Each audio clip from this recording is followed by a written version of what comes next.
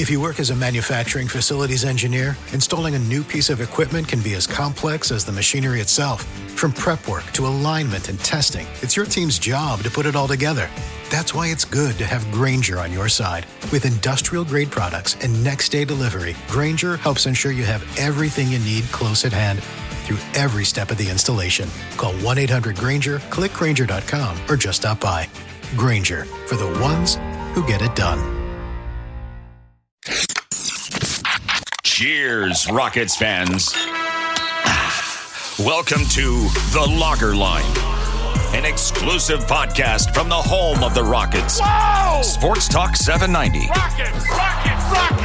The Logger Line is proudly served to you by Carbox Clutch City Lager. It is good! Oh, yeah? Red Nation, get ready. Get ready. The Logger Line starts now. Welcome aboard.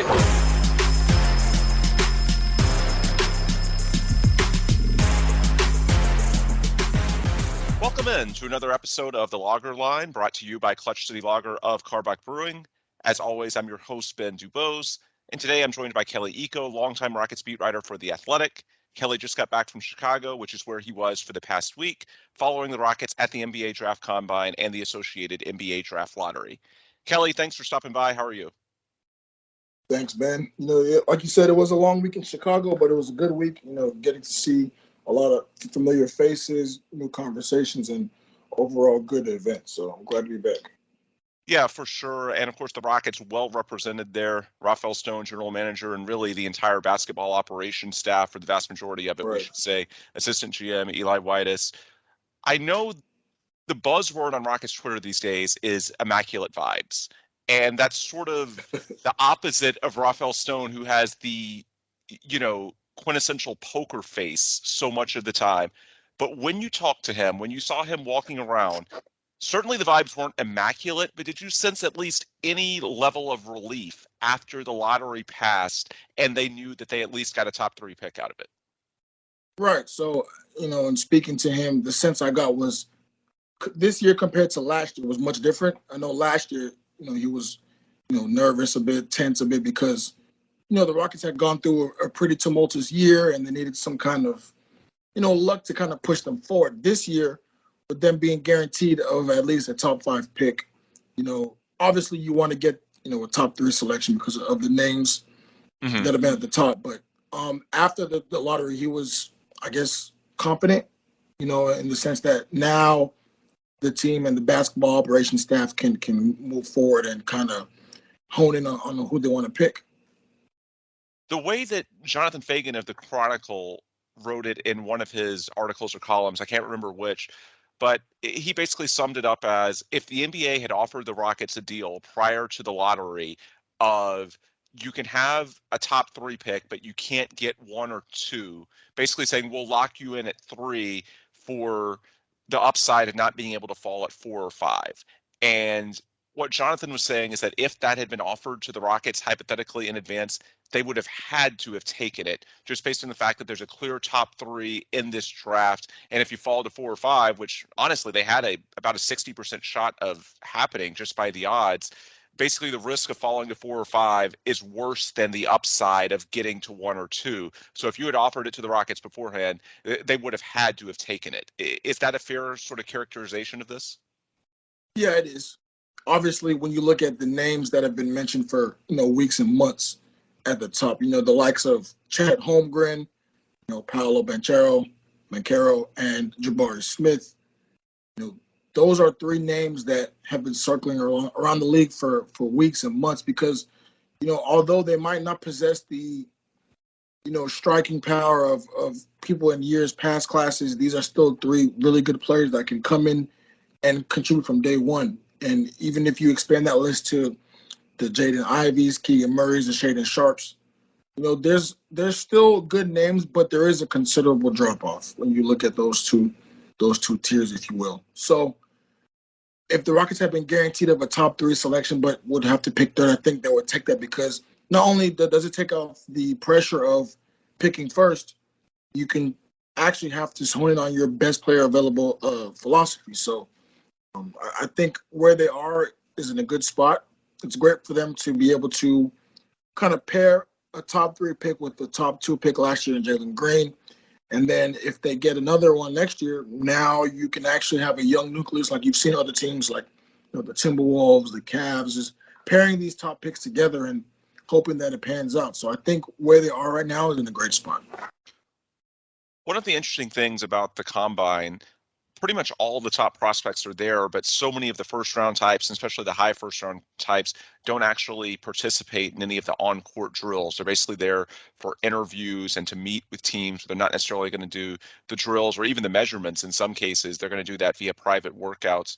One of the interesting things from your story about the top of the draft, after the Rockets got number 3, was about Paolo Banchero and the it factor, sort of the magnetic force that he has when he's in a room. And you talked about how it's sort of similar to Jalen Green a year ago, and how if you have a foundation potentially of Jalen Green and Paolo Banchero, that the Rockets might be really attractive to free agents down the line, just based on the fact that you have 2 guys that are really comfortable, or at least appear to be that way early in their NBA careers, with sort of taking on the face of the franchise role. What is it when you're in a room with Paolo that makes him stand out even relative to these other top prospects? When you're saying he's got that it factor, what does that really mean when you're in the room with him and you just sort of see his interactions with people? Well, Ben, you've covered enough games for years to know that when certain players walk into rooms, they kind of bring the energy with them. So I think for Paolo, maybe it's because of the intrigue of this year's draft, but it just seems like he's already a star. Like when he walks in a room, everybody turns to see what he's doing. His energy and he has charisma. He has that kind of swag that you want to see with the top guy, that confidence. And I was talking to some people on the team, and they like the fact that those kind of players are confident. And that's why you kind of see, not only obviously the on-court stuff is going to be a good fit, but you need to have that off-court appeal too. When you want to build a successful team, you want to be able to have a home where people want to come and play, people want to come and, join forces with you. And I think you can sell that market as Jalen, times Paolo, if that happens to be the case, for years to come. I think not only does he have the aura. Obviously, he's huge, 6'10", with the handle, but it just seems like he already knows that his time is up. Like he's next up. And I think once you understand that, you carry yourself differently. And you at the Combine, you don't have to do the scrimmages, and you don't have to do the end. Like you already know what you bring to the table, and that's kind of why I call it the it factor, because anywhere you go, people follow. And I think the Rockets are very endearing to that. Obviously, it's still very early in the draft process, and there's still going to be a lot of debate back and forth because between Jabari, Chet, and Paolo, those are 3 great names. But the Rockets are picking 3rd. So at the same time as you are doing your research, you also have to factor into Orlando and Oklahoma City. Who are they going to pick?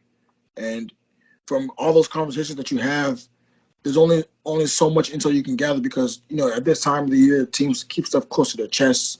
Like we saw Detroit last year with all the stuff about, it wasn't a foregone conclusion that they were going for Cade because they like Jalen as well and blah, blah, blah.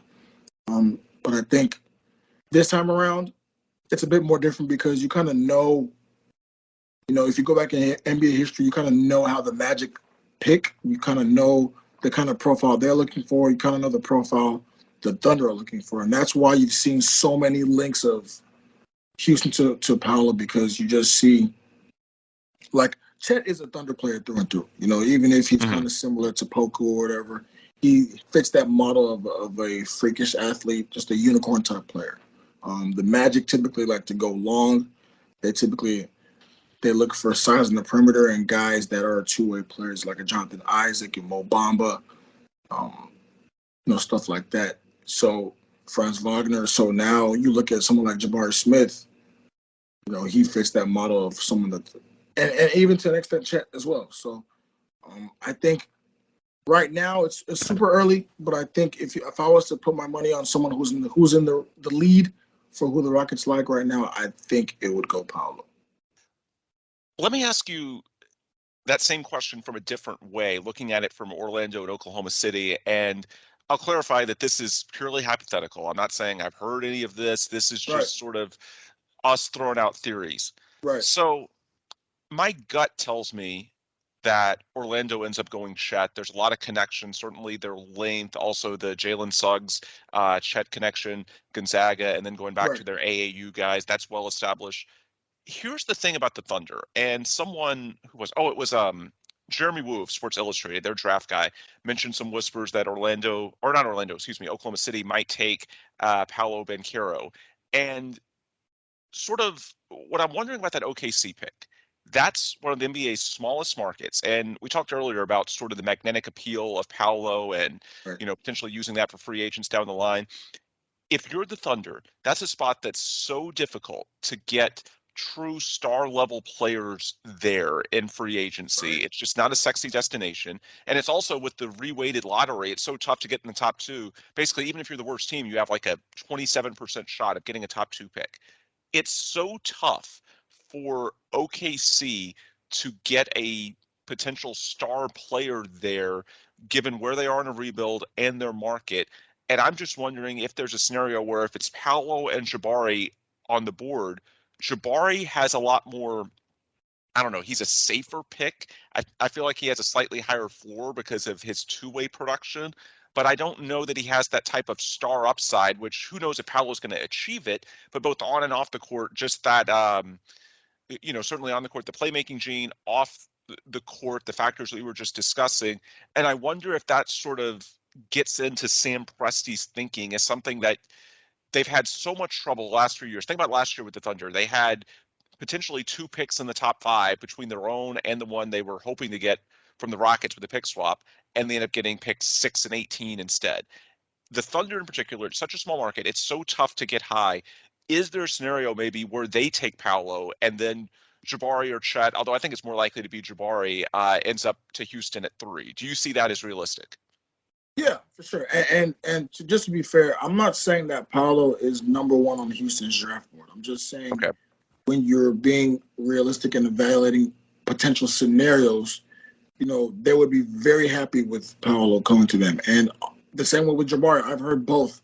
I haven't heard so much of Chet, but I know for sure right after the season ended, I kind of poked around, kind of see how they were leaning. And obviously it had been very early because, teams haven't done much research up until now, but they really liked both of those guys. Jabari, I think Jabari is more of a cleaner fit on any team because he's a true two-way player, knockdown shooter. And if you're looking to build out a team, that's kind of a guy you take in year 3. I think for where Houston is right now, they need another creator. If anything, this season showed that there needs to be a true front court playmaker that has offensive upside.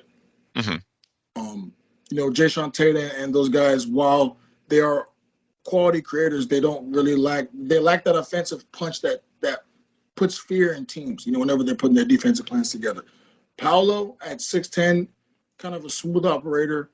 He could be like a Paul George type without the defense right now, but just from a size and skill set standpoint of somebody that can get between the lines and make those secondary, tertiary reads, I think that's kind of why you see the appeal so much of a Paolo. Now, if it's Jabari, that's fantastic. Like those are, and that's the beauty of picking 3. Like you're gonna get a good player regardless. Out of that whole Chet, Jabari, Paolo, that group, you got to get somebody great. So if it's Jabari, fantastic. If it's Paolo, fantastic. I think the Rockets are in a good spot where, whoever's left, they'll take them and they'll find a way to fit. Because even if you get Jabari, like Steven Silas, from what I understand now, he's putting a lot of pressure on defense now, and he wants to make, because you saw last season was awful defensively. They couldn't, carry water in the bucket.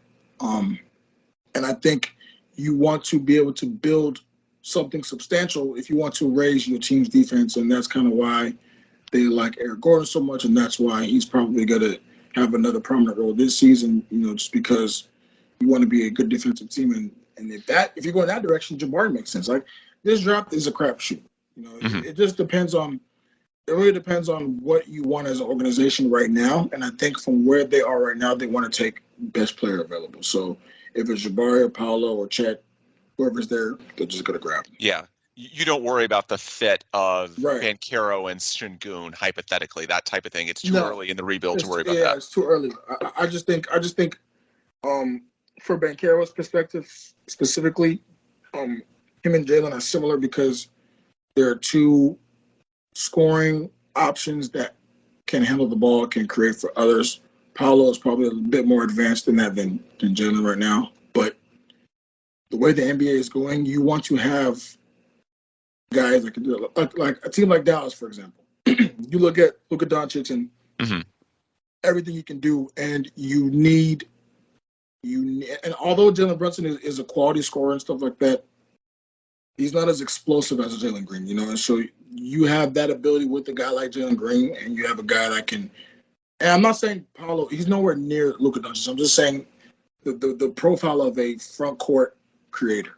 Mm-hmm. You want to pair that with a backcourt creator. It makes your defense, it makes your offense more unpredictable. It makes them more dangerous, and you can do more with them as a coach and the coaching staff. So that's kind of why I like Paolo going to Houston, because I just think that fit makes sense on all levels. Now, if it's Jabari, for sure, it makes their defense better. He's a knockdown shooter. He can be a good release valve for Jalen and Kevin. And I think that would also be a coach's dream. But if I was to pick one, because you can only pick one, I would pick Paolo. Yeah. We should also note that when it comes to the other teams, you mentioned some of the misinformation that's potentially out there earlier, rumors going so many different directions. It also makes sense for Oklahoma City and Orlando to potentially leak a few different things, because if those teams hypothetically have 2 or 3 of these top prospects rated fairly similarly, then maybe there's a scenario where they think, hey, we can move down, pick up an extra asset from Houston or potentially OKC if Orlando were to trade down from 1 to 2. But the point is still get their guy and get another asset with it. It makes sense to at least explore those scenarios. And so that's why, as we saw with Detroit a year ago and Cade, it makes sense to, even if, behind closed doors, you feel like, okay, I'm set with a certain prospect, it makes sense to at least leak some uncertainty, because you never know what trade offers and options might be available to you at a later date. As far as the Rockets and the process from here, I asked Rafael after they landed number 3 pick, he had a virtual press conference, how much he's going to take these individual workouts into consideration relative to the tape. I sort of knew his answer going in, but it's important to get it on the record. And he said, it's 99% tape and individual workouts, because anybody can have a good day or a bad day. And many times it's not even 5-on-5 structure. You can't put too much weight on it. With that said, it's not as if the Rockets are anywhere close to done, because number one, they couldn't really have an organizational discussion about some of these prospects until they knew where they were picking. You don't want to go that deep into, in terms of your B-ball ops staff, going back and forth between the top 3 guys if you're going to end up potentially at 4 or 5, not having a shot at any of them. At that point, it becomes sort of worthless. So some of those discussions amongst basketball operations, they're just getting ratcheted up now that they know they got the number 3 pick, and now they're getting back this week from the combine. So they're going to talk about it more internally. And then the other factor that's really big is the interviews. And Kelly, tell me if I'm wrong, but with so many of these prospects at the combine, it seems like these guys are more guarded than ever in terms of what physical activities they will actually allow teams to see them do. It feels like with so much emphasis on the tape for the obvious reasons, at this point, it's less about what an individual workout might show you, and it's more about how comfortable can each individual prospect make the Rockets or any NBA team when they interview with them. Like you've reported in the past, a year ago with Jalen Green, a huge part of the Rockets selecting him over Evan Mobley and over other options. The Rockets were really comfortable with his background, his work ethic, and of course, how he approaches the game and what that means to the likelihood of him ultimately achieving his talent and fulfilling what the scouting report says on paper. So as we go forward the next few weeks, is it fair to say, at least with the super high pick, I know maybe with pick 17, the Brooklyn one, they're still going to be looking at various guys in terms of their workouts, but with that high pick, when we're talking about Jabari, Paolo, Chet, I guess you can't fully rule out Ivy or Shaden Sharp. But when you're looking at that very top tier, is it more important interviews and how comfortable they make the Rockets than the workouts at this point? I think it's a bit of both. I think, like in Jalen's instance, the Rockets were already pretty well aware of they had done enough background stuff, but whenever he came into the facility, he just blew them out of the park. And that kind of pushed them over the edge, gave them that nudge of confidence to say, this is our guy. So I think with these guys, yeah, the interviews are going to give them, a better idea. But at the same time, you can also be coached up for an interview. Like it's really an inexact science. I think there's more credence to when these guys come to your facility because you kind of see them without the cameras, you see them without the pomp and circumstance. You just see them by themselves, and you get to interact with them, spend the day with them, and see how they are. After all of the guys are kids, right? And they're all very talented kids. And I think whenever you're evaluating these options, yes, you can. Tape is extremely important because that's kind of what the on-court product is. But there are things that go into that on-court product that you can't see on tape, right? So if certain guys are going through stuff, if certain guys have certain personal traits that impact their game, it's good to be around them to kind of talk to them. And the combine, it's like speed dating. Like these interviews, they happen so quickly. You got to interview so many guys that sometimes things can get lost in translation. So it's good to have these personal visits, the same way with college recruiting. Like whenever you have these personal home visits, you get to actually sit down and see who a person is deep into their soul and stuff like that. So I think for guys like Chet at the top, Paolo, like it's going to come down to how they interact in Houston whenever they come if they come for visits. I think those 1-on-0 workouts, because John Lucas is going to push you, and he's been around the league so long, he can pick out who has it, who doesn't in a pinch, right? So I think whenever that happens, they'll get a better chance to see. Because obviously in the next coming weeks, they're good. Some people in b-ball ops are going to California to watch some workouts. Some guys will come back to Houston to watch workouts. But whenever these group meetings happen, there's going to be so much tape on following all these guys because everyone has seen the same games at this point, right? So it's going to come down to how do you rank these guys? And a lot of that comes who wants to come in for a visit. How are they when they come in? How do they perform? The things they say, the kind of things that you pick up, the body language, stuff like that. So that's what's going to be ultimately important in that decision. It sounds like you're saying there's a distinction between interviews, which are typically like the 15-minute version that you see at the combine, and personal visits, which, it may have a fairly similar scope, but these personal visits, because you're with them for hours at a time and they're outside of the comfort zone, they're not just, because you get into a routine at the combine, they're literally in Houston coming to visit you. And sure, there's going to be some on-court drills, but they're also hanging out with you at the facility. You're probably going out for dinner, that kind of stuff. That's more important than the interview, just because you're talking about hours rather than 10, 15 minutes, right? Right, because the same way there's coach speak, there's also player speak.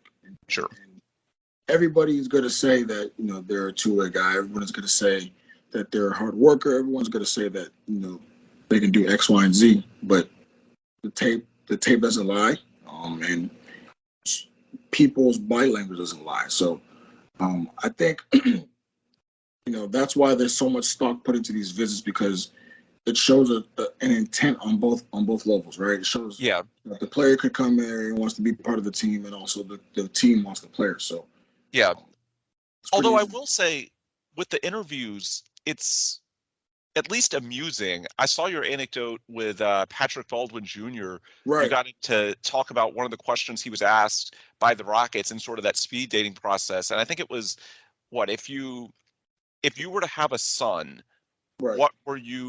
how would you coach him up? How would you want him to develop? Was that the question? Yeah, it was if you could give a piece of advice. Oh yeah, that's what it was. To your son. And yeah, like to your point there, that's correct. Like I think nowadays, in these interview processes, teams that want to differentiate themselves somehow, some way. And I think the Rockets, one of the good things about how they've kind of revamped their back room is because is now they're able to really specialize in certain areas that they couldn't before. Now because you're paying more attention to young players, you're paying more attention to development and bringing those guys along. So now when you ask certain questions like that, you want to see what a player is thinking, because that's a question out of left field. Like, how would you, these guys are like 18, 17, 19 years old. Like, and I saw John Hollinger in his article today had, forgot who it was, but one of the prospects was asked by a team, if you were an animal, what animal would you be? Basically thinking on your feet type stuff. Right.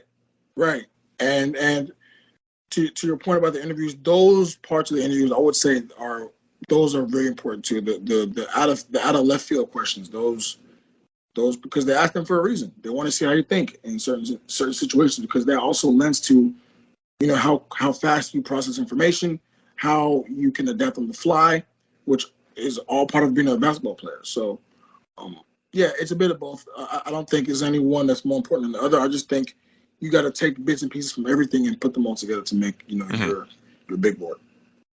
As we wind down with Kelly Iko of The Athletic, I want to talk a bit about the number 17 pick, because at least in terms of the on-court product, there's more intrigue there than at number 3. As we mentioned earlier, any of the top prospects aren't going to do the on-court drills and activities at the combine. They're going to save that for private workouts that they grant in a more controlled environment. For better or for worse, I know it's a little bit annoying that you got all these prospects there and not everybody's going to actually take part in what's going on the basketball floor. But at this point with the combine, it is what it is.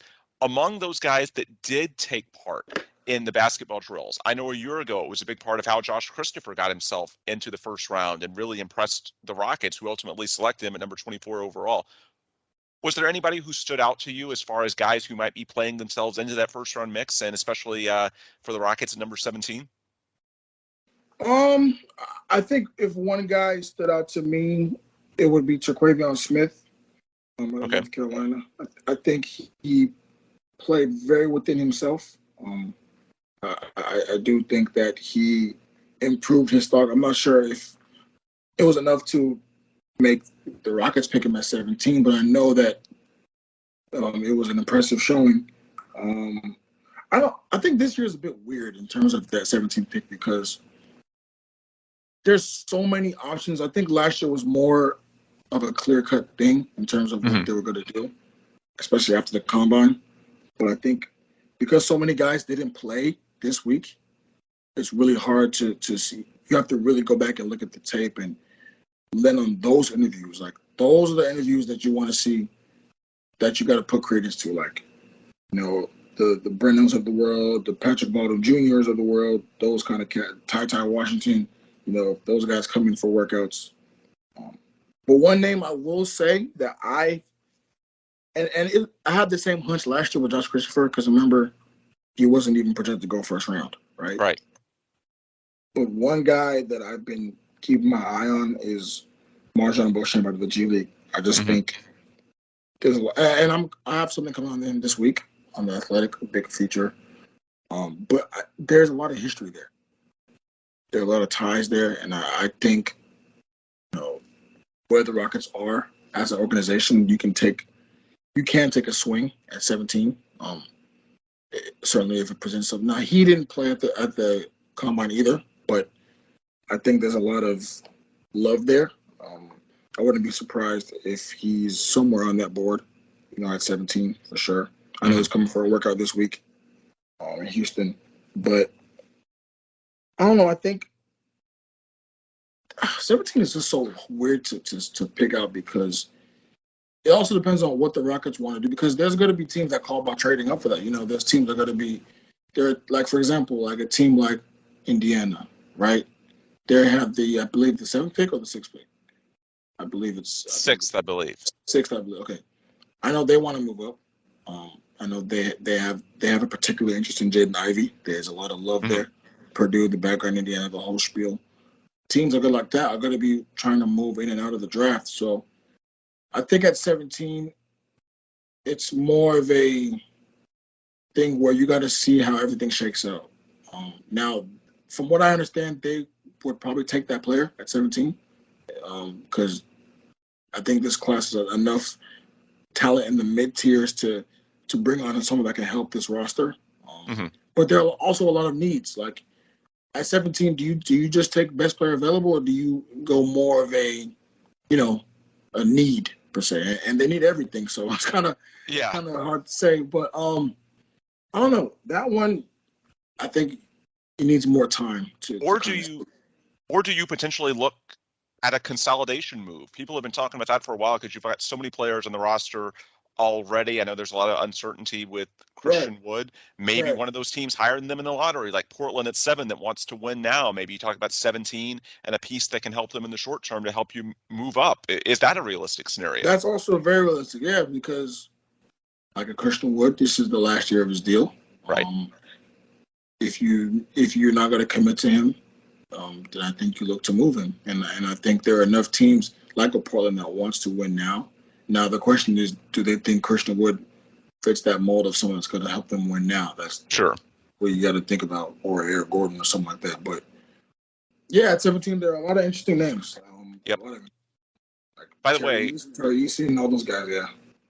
One that we haven't talked about that may not be on the board at 17 after this week, Mark Williams. How staggering was it when you saw his measurements at 7'2", the wingspan of 7'7"?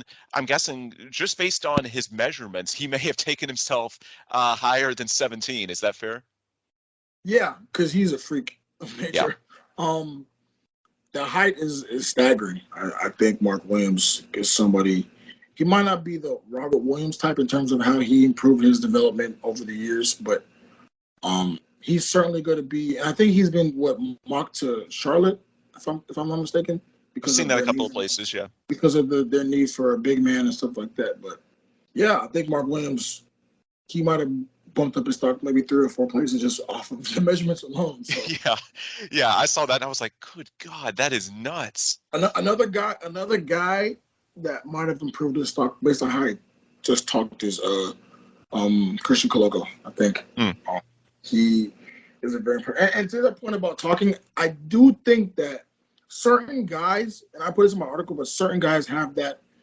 You just love to hear them talking. Brenham is one. Eason is very confident in his game. Ty Washington is very confident in his game. Braun, I think Braun also had a good day. That was another guy I wanted to name. Braun had a great combine. But certain guys, they lend themselves to this process, and they understand what they have to do to kind of raise their stock. Because at the end of the day, you're selling yourself. You know, why should a team take a chance on you? Why should a team pay millions of dollars to bring you to their roster? And I think at 17, you're guaranteed of getting a solid guy. I think of it like, you know how the Pelicans drafted, I can blank on the name right now. I'm blanking right now. Who the Pelicans drafted last year? Wow. We're talking about Herb Jones or in the first? No. What's his name? Trey Murphy? Trey Murphy. Thank you. He's someone on tape where you look at him. I watched a lot of tape of him last year, and he kind of fit that mold as a 3-and-D complimentary guy, but it ended up being Herb Jones having the bigger impact, right? So it's also in exact science in the sense that take a Tari Eason. I think Tari Eason is one of the best defenders in this draft class, point blank, period. Now, how that fit on the roster right now, who's to say? The Rockets asked him a bunch of questions about how he would impact in the bigger role, and he answered that, superbly. But guys like him, guys like Brenham, Ty Washington, there are a bunch of needs. So I just think that at 17, they have to do a bunch of. They might have to do more work than at 3, honestly, because there's such a wider scope of need at that where you can actually really help your development and your rebuild if you get that right, as opposed to swing and a miss. Because if we're being honest, last year, I think Jalen was good. I think Josh was good. I think Şengün was good. Usman is still the question mark, but from what I hear, he's going to be good. So even if the jury's still out on him, they won on 3 picks out of 4, which is unheard of. So that was a good year. So now you have 2 this time around. If you can get these right, now you're really cooking with gas. So I think at 17, there's going to be a lot of work over the next couple of weeks. Last question. Another issue that you've reported on the past week is the assistant coaching situation. Right. Will Weaver, Jeff Hornacek on the way out. Rockets, they have their time as far as naming a replacement. It's not something they have to do immediately because you have an established head coach in Stephen Silas, you have an established lead assistant in John Lucas, so it's not like they have to rush into this. You had some interesting details you mentioned earlier, which you're exactly right about the defensive deficiencies of this team. They were dead last a year ago. You mentioned that early on there were some whispers about maybe bringing Jeff Bezdelik back, but he hasn't coached since the 2020 season in New Orleans, and you reported that he's not in a big rush to come out of retirement if he ever does. Do you have a feel for what they're going to be looking for when they replace these two staff positions from Will and Jeff? Is it primarily defense, since that was the weakness a year ago? Just when you've talked to them to this point, I know it's fairly early on in the process. Again, it's not like they have to make a move relatively quick, but do you have a sense for what it is they're looking for with those spots? First and foremost, they're looking for guys that are committed to development. Defense is going to be a huge priority, and that's kind of why, I had heard about the Bizdelik, as a, help, someone that can come in and help immediately with that defense. But, Jeff is Bizdelik pretty well. He enjoys his time at home, so I don't think he's coming back anytime soon. But, the reason why Mahmoud is up there is because the Rockets trust him wholeheartedly with their development. They've sent countless players down to him, and they've come back better. There's no argument there. Josh Christopher, Kevin Porter Jr., those guys have gone down and come back up better players, Kenyon Martin Jr. So that Mahmoud is committed to developing young talent, and that he has a track record of success. Like the Vipers, the success is pretty much unheard of how good they've been over the last 3 to 5 years. There's a track record there. Now, the other name, or the other names that they should be looking at, obviously they have to be committed to defense. And there are guys that have reached out already to Houston about potentially joining, guys with all different kinds of backgrounds, stuff like that. But they're going to take this time to really evaluate the scope and see who really is worth of that position. Because you saw Jeff Hornacek was more of a, not advisory role, but Jeff Hornacek was more of a, father figure type, someone to kind of help Steven initially, because he's such a long-time respected Hall of Fame coach. He was there to help him ease in, that's what it felt like to me, by the way, that Jeff was there as sort of a bridge for Stephen Silas in his first couple of years as a head coach. And now that Stephen is established as a head coach, perhaps now is a better time to go after someone who's going to, not saying that they've got to be younger, but someone that's more on the development style. Is that right? Right. Because Hornacek is not, I wouldn't classify him as much of a development / young player. And it's not a knock against him. He's just more geared to the older veteran players. So, so I think right now they're looking for those guys that fit that mold. Someone that wants to come in and help the defense now, someone that wants to come in and develop young players now. I don't think there's more of an X's and O's wizardy, kind of the Will Weaver type. I don't think they're looking for that as much as a guy that's going to come in and there are men and women around the league that are great at this. And I think the one that left that was really good was Barbara Turner. She was great at development, and I think that's a big loss for them as well. Mm-hmm. They need someone to come in, man or woman that's going to be committed to helping these young guys develop from day one. So, between now and whenever that gets done, it's going to be a long, extensive process of trying to narrow the choices down. Do they have a sense yet for who's going to coach the summer league team? Because that was something that Weaver's done the past couple of years, and it's going to be an interesting roster. I think Jalen Green is just way too accomplished to do summer league again. It sounds like Şengün is going to be a part of summer league camp, but probably not participate in the games. So you'll have most likely Garuba, Christopher, your rookies this year, and of course, I'm sure Daishen Nix will be a part of it. Those types of players. Do you have a sense for who might take the lead on that now that Weaver's Well, I don't want to get aggregated. So, but my hunch is if they do end up going with Mahmoud as one of those spots, I think he would be the best guy to coach that summer league team because he has a familiarity with all those guys anyway. True. And it would be an easy transition to have him coach Yeah. But this is only contingent of if he gets the job. Yeah. Yeah. But it sounds like that he's a strong early candidate. That's what Right. he reported. Yes, he is. And then Right. we should also mention Trevelyan Queen would be an obvious candidate, although, I mean, I know he's not technically under contract, but because he was on a two-way, he's a restricted free agent. Yeah, Same with Anthony Lamb. he would for sure play summer leagues. Trevelyan Queen is for sure. Yeah, so we'll put Queen and Lamb in there as well, and those are guys that the Rockets, all likelihood, the Rockets retain them because they're restricted free agents. It's not like they have a ton of leverage elsewhere. So anyway, good stuff. Folks, he is Kelly Eco. If you aren't already following him on Twitter, you can do so at Kelly Eco NBA. You can read about his work in The Athletic. TheAthletic.com/NBA is the best way to get that. For Kelly, I'm Ben Dubose. If you're not already following me, you can do so on Twitter at Ben Dubose. This podcast, The Logger Line, does not have a Twitter account yet, but you can certainly find it at your podcast distribution partner of choice. Just head up The Logger Line, and you can find all of our recent episodes. Kelly's our third. We recently had Craig Ackerman and Gretchen Shear to kick off the series. Again, this is The Logger Line, brought to you by Clutch City Lager of Carbach Brewing. Folks, thank you so much for listening, and please come back soon for another new episode.